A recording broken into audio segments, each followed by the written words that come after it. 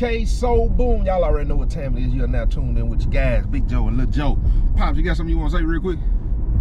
Yeah, man. First of all, I always thank y'all for listening and whatnot. But I want to say something about this young man that sent an email to me and you, man.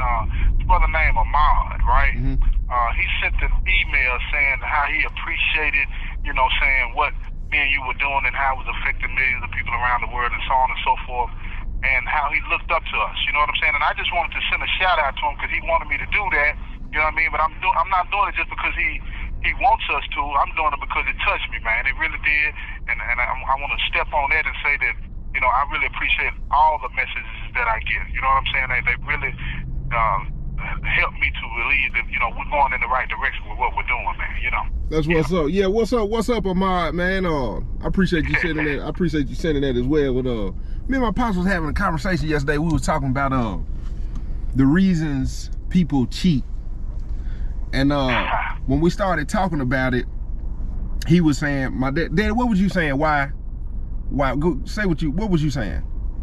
On one level, we had several different levels. Now, don't forget that. But on one level, I think that on a subconscious level, people think that they don't deserve the person that they're really with anyway. You know what I'm saying? And then they step out on that, and then they do what they do. Now, again, when I say on the subconscious level, I'm talking about it's like deep down, it's an insecurity there.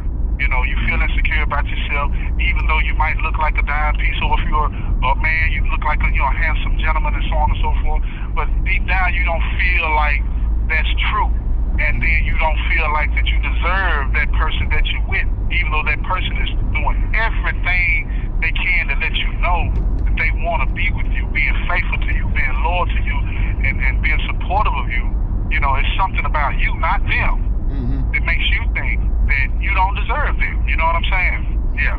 That's one of the things that I think. Yeah. And when we said that, we started this conversation based off I was telling my dad some of my homegirls, some people some girls I know, beautiful women, you know what I'm saying? And they've been with men who tore down their self-esteem, and it's hard. It's just it's mind-boggling to know that a woman can look in the mirror and be as beautiful as she is, and it's another human being that has made her say, I'm not attractive, or you know what I'm saying, or made her question, you know what I'm saying, her beauty or certain things about her, even personality and character. Like it's crazy. I talked to, like, at one point I was doing relationship advice, and it was just interesting to hear that a person gives somebody that much power over them they don't even recognize themselves. Daddy, you were saying something about Halle Berry. What did you say? Yeah, I remember seeing Halle Berry talk about that when she was with David Justice. This has been eons ago. I mean, most people might not remember that, but he tore her down. You know what I'm saying? Made her feel like, telling her didn't nobody want her, she's not pretty, she doesn't deserve this and deserve that, right? And she bought into that. Yeah. One of the most beautiful women in the world. You feel what I'm saying? At that time, as far as what people thought, and still think to this day. But if somebody like that can be convinced that they are not attractive, I mean, come on now. It can happen to anybody. Right. But like I say, the thing about that, being convinced of that, it's more so not about that individual, it's about the other person. It's about the other person. And if I have to make you feel insecure about who you are, if I got to make you feel insecure about who you are, just so I'll feel good about myself and stay in that relationship is not going to last at all. Right. And if I don't think most people focus on that part of getting to know, in the beginning of a relationship when you're trying to get to know each other and all this and that, and you're talking about this and talking about that, you see things that people do or say that kind of let you know that this person is not really, what's the word I'm trying to use?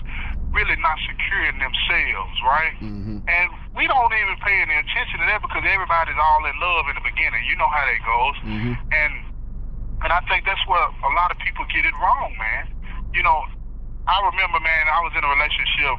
I'm not going to mention her name out of respect for her, you know what I mean? Because she's moved on with her life and I moved on with mine. I'm happy where I'm at. Believe that. My baby loves me and I know that, right? But this particular woman that I was involved with before, man, when we broke up, it was a breakup. Like, I called her from, I was in prison, of course. I called her, and she was like, look, this ain't gonna work. And just hung up the phone. And that was the end of it, right? Mm-hmm. And I felt like, how you see TV, you see a lot of people say, man, I need closure, because I was like, what did I do? Mm-hmm. I didn't do anything that I knew of, but I remember distinctly in the beginning when me and her first started seeing each other, she told me, and I told her to make sure she told me, if you ever get to the point where you don't want to be with me, tell me. Mm-hmm. And she said, if I do, I will. But you said something yesterday. You said something yesterday, man. It kind of cracked me up, because it's like you said, in the beginning, yeah, people will say that, but then life happens. Yeah, you feel what I'm saying? And they be like, they don't want to hurt you and all this and that. Yeah. And that's what I think happened. You know what I'm saying? And people. I found out a couple of years later, but why she really broke up with me. But yeah, it's life happens, man.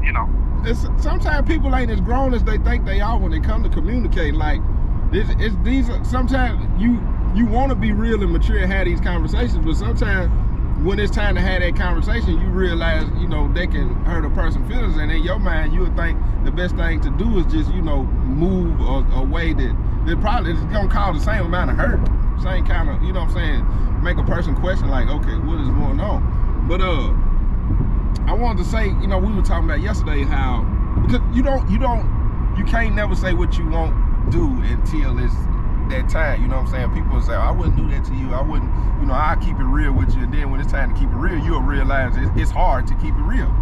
So it is hard.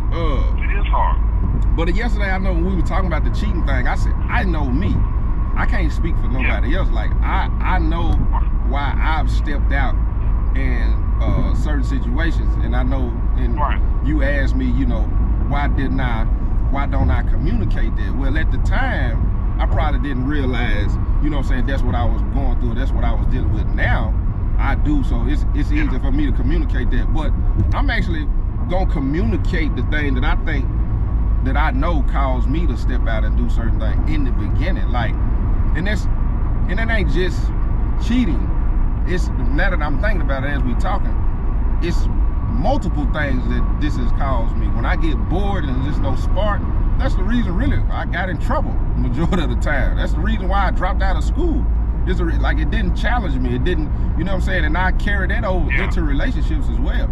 In relationships, like, when you, in the beginning, it's on fire. You can't keep your hands off of each other. You always want to be around each other. And then when you learn each other, you get comfortable with each other, it seems like both people just stop being that, whatever it was, being that spontaneous or being whatever it was that was causing that spark, and it just becomes like a normal situation. Like, we see each other, the kisses ain't as exciting as they used to be, the hugs ain't the same way the hugs was in the beginning, and you don't necessarily lose that neither though. You just in your head, you just get in a comfort zone and relax, and you quit doing things to keep that spark there. That be my reason more than anything. Like, I've stepped out on the strength of, like, the excitement of cheating and not getting caught, somebody knowing his messages in my phone, or this person messaged me, or I ran across this girl somewhere, and we, it was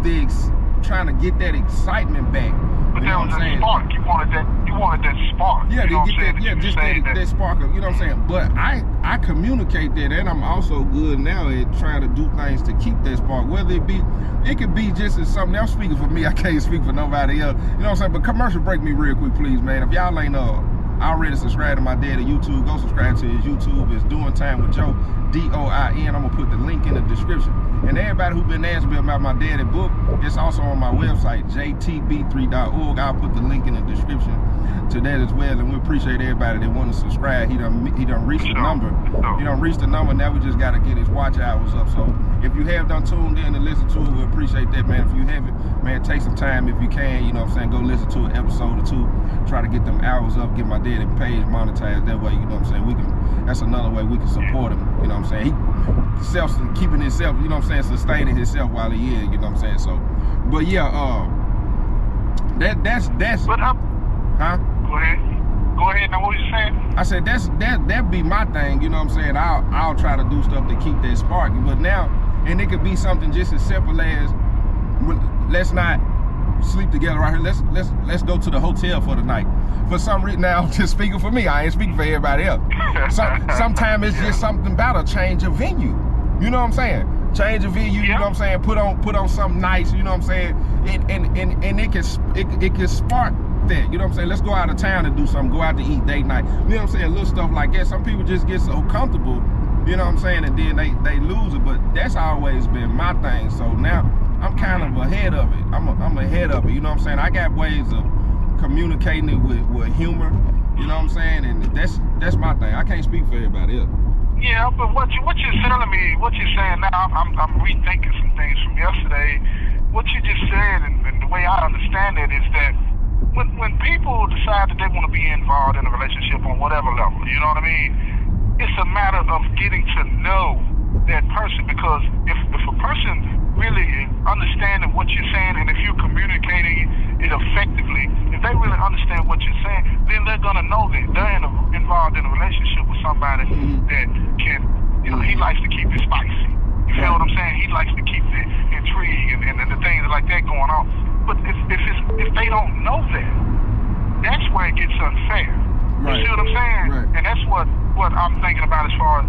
But when you introduced another variable into the conversation, when you said that was one of the reasons you dropped out of school, that was you took that type of boredom that you get in certain situations and you apply it to your life overall, and that made me rethink some things. Because before, I'm gonna keep it real with you.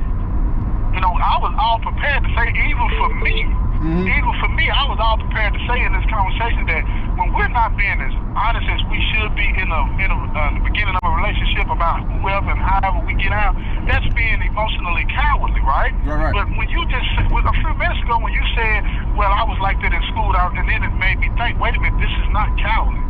This is not cowardly at all. What this is, it's about emotional maturity, but it's about knowing yourself and being able to communicate that in an effective way to the person that you intend to be with, right? Right. At what stage you do that, I don't know.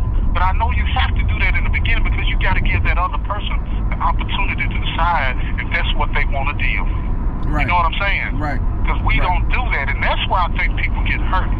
If you lay it out there, if you lay it out there about who you really are, when you get comfortable enough to tell her who you really are, then she has to make a choice. Right. That person has to make a choice. But at the end of the day, it's about making sure that they understand it. But I'm gonna say something else too, right? As far as like when you talk about keeping that spark, right? What I've learned to do, and my circumstances in being in a relationship like this are difficult. Anybody's relationship is difficult when you do it like this, right? But I keep those memories, man, alive that made me want to be with the person that I'm with. You understand what I'm saying? It's those memories. Yeah, it's those memories, man. It's like that first time that I felt like my breath was taken away by, wanting to be with this person and looking at her and watching her smile and all of those types of things. Those things remind me of why I decided to commit anyway. You feel what I'm saying? I think what happens is a lot of us, we forget that. We forget that the relationship gets, I'm not going to say boring, but the relationship, it gets routine. You develop a routine, you know what I'm saying? Yeah. And then before you know it, you're taking that person for granted, that they're always going to be there. Right. And that's just not the case. You feel what I'm saying? Yeah, if you don't treat a person right, they're going to look for somebody else to do that. You know what I'm saying? And you can't blame them for that. You know what I mean? But that's just how it goes, man. And we forget that. We forget what made that person the one that we wanted to take this chance on and commit to. And we focus more on that, I think that we'll have something to deal with. And I'm not saying that the way you do it doesn't work, because I think it works for you. You know what I mean? But we're always going to have those moments of challenge. Let's say that. We're always going to have those moments of challenge. But if you remind yourself why you got involved with this person in the first place, that first time they took your breath away, that first time where you, like, yeah, I really love this person, then you'll be, that memory serves to remind you of why you're there. And I think that's one of the beautiful things about making memories. It reminds you of why you're there and why you want to stay there and not go somewhere else. Like you said yesterday, you cracked me up yesterday when you said gonna end up doing the same things that you would have done with the one that you love. I mean, there's only so many sex positions you can do, right? There's only so many things that you can say. You know what I'm saying? That's what I was just gonna hit on that. A lot of people don't even realize when you cheat, you doing the same positions. You know what I'm saying? You know, it could be a little more spontaneous, or it could be a little more or whatever, a little more whatever of it. But the stuff that you do, it's nothing new. Like, you're doing the same stuff that you do with the person you love. So that's you're emotionally immature, moving and doing that stuff anyway. Like, you doing the exact same thing, and you gassing your brain up to convince yourself that oh it's better, or it feels better, or it's something internally that you're channeling your mind to believe that, and you could do the same thing with your person. You just for whatever reason you telling yourself that you're doing the same thing. Yeah, and if you tell her that, if you tell the person that you're with that, then you give them an opportunity to say yes or no. It's when you don't tell them, you know what I'm saying? Yes, if you like that, or you know, you might be the type that you just like to sit around the house and this and that. But if they know that, then they get to make the choice. Right. And you take that choice when you get to know them and you're not being totally vulnerable. I wanted to say honest, but I'm gonna say vulnerable, because you have to make yourself vulnerable when you're sharing, and honest too. I'm gonna say that when you're sharing things about yourself that are, I'm gonna say, like, sensitive like that. You know what I'm saying? Because that's a lot to tell somebody you like to do A, B, or C, and that such a, you know, things like that, right? But most people can't do that because they want to put the image forward that they are this perfect person for you, and that they don't have these wants, desires, and needs, and so on and so forth.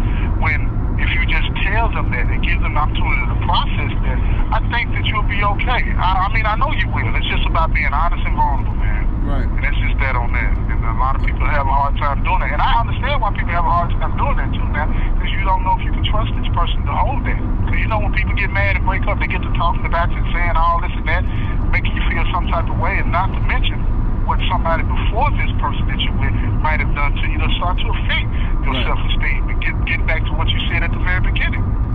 How a beautiful woman or a handsome man can be convinced that, you know, they are not worthy, or they are not beautiful. You feel what I'm saying? Because beauty is everywhere, man.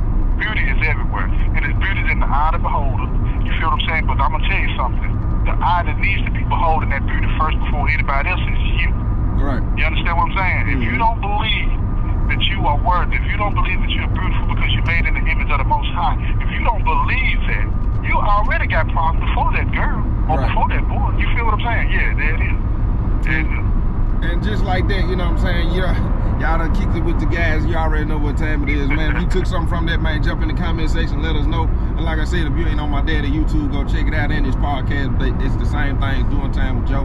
Man, y'all hold it down. Pops, you got something you want to say before I cut it out?